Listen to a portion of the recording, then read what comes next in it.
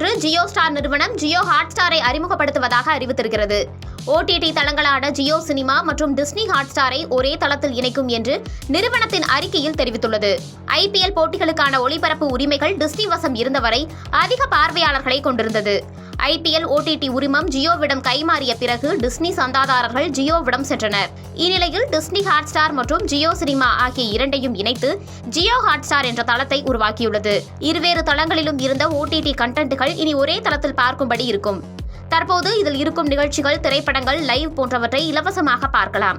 அதில் விளம்பரங்கள் இடையிடையே வரும். சந்தா கட்டி பார்ப்பவர்களுக்கு விளம்பர இடையூறு இல்லாமல் நிகழ்ச்சிகளை பார்க்க முடியும். அதேபோல குவாலிட்டியும் சிறந்ததாக அமையும். ஏற்கனவே பணம் கட்டி இருக்கும் சந்தாதாரர்களுக்கு சந்தா காலம் முடியும் வரை இது அப்படியே தொடரும். புதிதாக எதுவும் கட்ட தேவையில்லை. அதே நேரத்தில் புதிய சந்தாதாரர்களுக்கென ₹149 முதல் புதிய திட்டங்கள் அறிமுகப்படுத்தப்படும் எனவும் சொல்லப்படுகிறது.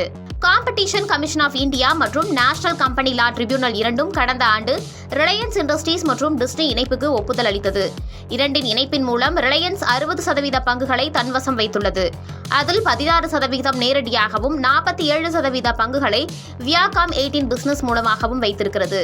அதேபோல டிஸ்னி 37% பங்குகளை தன்வசம் வைத்துள்ளது.